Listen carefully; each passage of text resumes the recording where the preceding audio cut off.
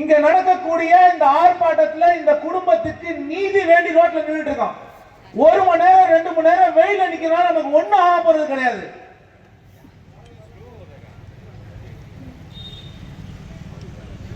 எல்லாருக்கும் வணக்கம். என் பேர் தான் பாலமுருகன். என் பையன் தான் அஸ்விந்த். என் ஊர் வேங்கப்பட்டி. என் பையன் தான் ஸ்பெஷல் ஸ்கூலில் போய் சேர்ந்துருக்கோம். இது 2ஆம் ஆண்டு. 2வது ஆண்டு பள்ளிக்கூடத்துக்கு அனுப்பியிருக்கோம். காலையில் நான் தான் அந்த பையனை வண்டியில் ஏற்றி விடுறேன். கூட்டிகிட்டு போகிறாங்க. கூட்டிகிட்டு போயிட்டு சாயங்காலம் 4 மணி, அதாவது 4 மணி கரெக்டான டைம் 6 நிமிஷத்துக்கு எனக்கு ஃபோன் வருது.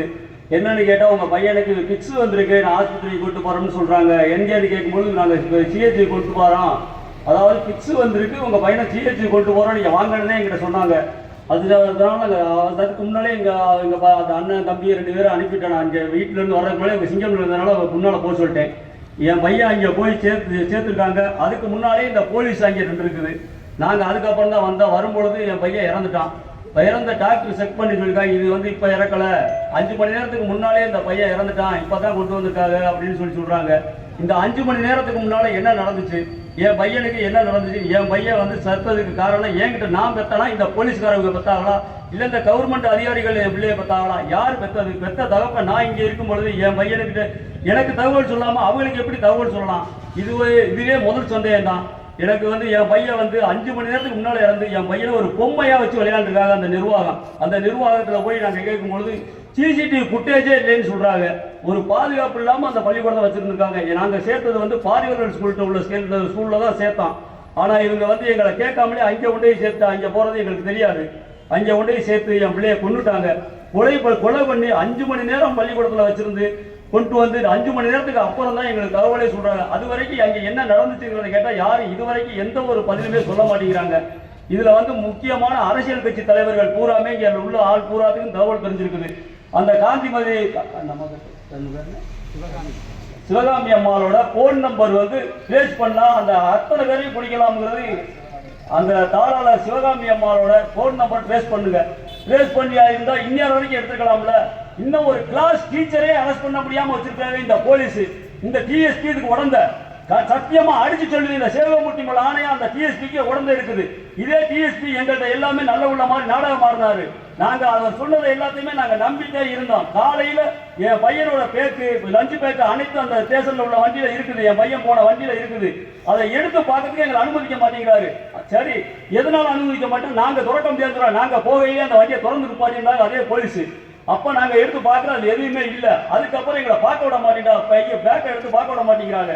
திரும்ப போகும்போது திரும்பி வந்து கையில இருந்து வராரு, 108 போட்டோ எடுக்கிறாரு. அதுக்குள்ள என் பையனோட பேக்கு மட்டும் இல்ல, இன்னொரு பையனோட பேக்கு இருக்குது. அந்த பேக்கை எடுத்து பார்க்கும் பொழுது யாரெல்லாம் பாக்குறாரு, என் பையனோட பேக்கையே லஞ்சு பேக்கே அந்த கையில நிமிடம் ஒரு கவர்மெண்ட் உள்ள வந்தவர் அதை வந்து அதை பார்க்க மாட்டேங்கிறாரு. அதை பார்க்காம அவர் எனக்கு உள்ள போயிட்டாரு. அப்ப இந்த பேக்கை என்னோட லஞ்சு பேக்கை அந்த டிஎஸ்பி கையில எடுத்துட்டு உள்ள ஸ்டேஷனுக்குள்ள உள்ள கொண்டு வராரு. ஏன் எல்லாத்தையும் பார்த்த நீங்க அதையே எடுக்க விட மாட்டேங்கிறீங்க கேட்கறதுக்கு. அதெல்லாம் பப்ளிக் முன்னால நாங்க காட்ட முடியாது, எதை காட்ட முடியுமோ அதைத்தான் காட்ட முடியும் அப்படின்னு சொல்லி உள்ள கூட்டி வர்றாரு. நாங்க அதுக்கு அந்த பேக்கை பார்க்கறதுக்கு முதல்ல நாங்க ஒரு போராட்டமா நடத்தி அதை பண்ணி நாங்க பார்த்தோம். டிஃபன் பாக்ஸ்ல சாப்பிட்டு இருக்கிறோம், அந்த பேக் அதுல இருக்கு, அதை எழுதி இருக்கிறான், அதுக்கான எல்லாமே ஆதாரம் எல்லாமே அதுல இருக்குது. அப்ப இவர் எதுக்காக அதை மறைக்கணும்? யாரு சொல்லி மறைக்கிறாரு? எங்களுக்கு இது பெரிய கேள்வியா இருக்குது.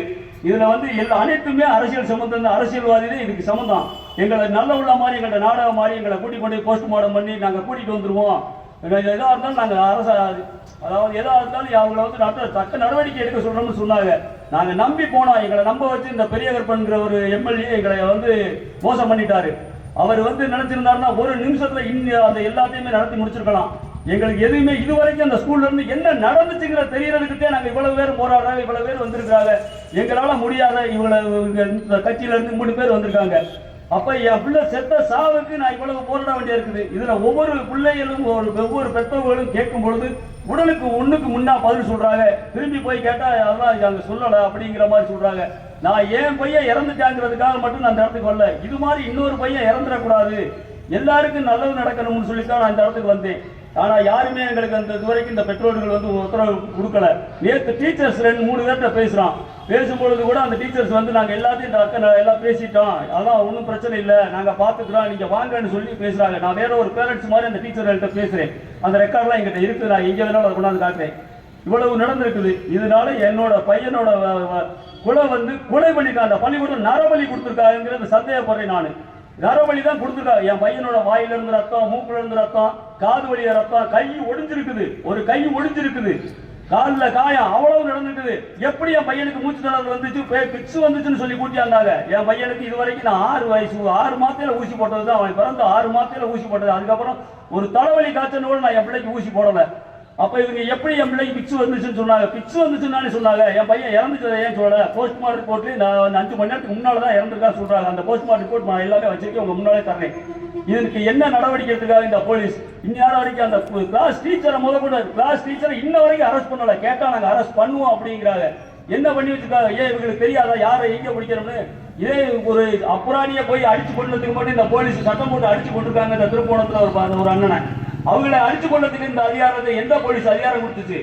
இதே மாதிரி என் பையனோட இல்லாதவங்கிறதுனால என் பையனோட சாவை மறைச்சிருவோம்னு நினைக்கிறாங்களா?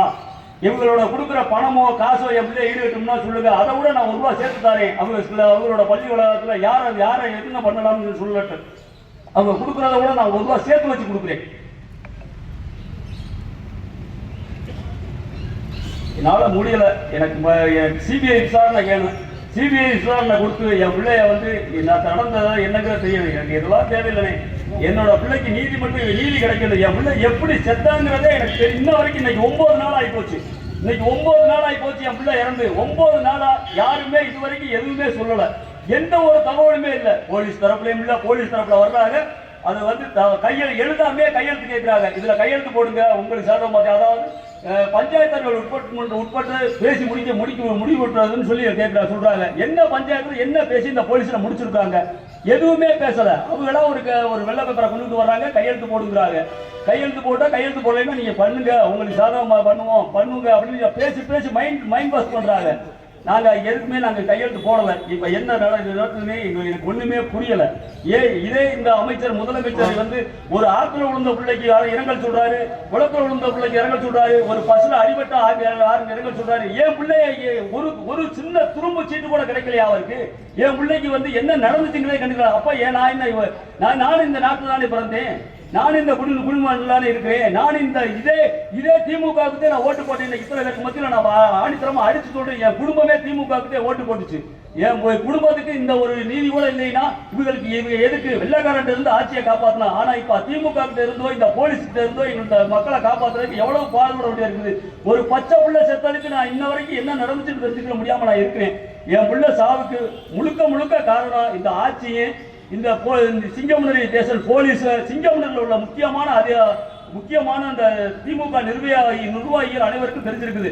இதே இங்க இருந்து ஒரே திமுக நிர்வாகி ஒரு ஆள் எனக்கு முன்னாடி நிற்கிறார். நான் உங்களுக்காகவே வந்தேன், நம்ம சாதிக்காரவன் சொன்னாதான் வந்தோங்கிறாரு. ஆனா அந்த திமுக நிர்வாகிய இது குழந்தையா இருப்பாராங்க சந்தேகமா இருக்கு. இது எல்லாமே சிபிஐ விசாரணை வந்தாத்தேன் என்னோட பிள்ளை இறந்ததுக்கு நியாயம் கிடைக்கும். இது போல இன்னொரு பிள்ளை இறந்துடக்கூடாதுன்னு சொன்னா என் பிள்ளைக்கு நீதி வேணும், சிபிஐ விசாரணை வேணும்.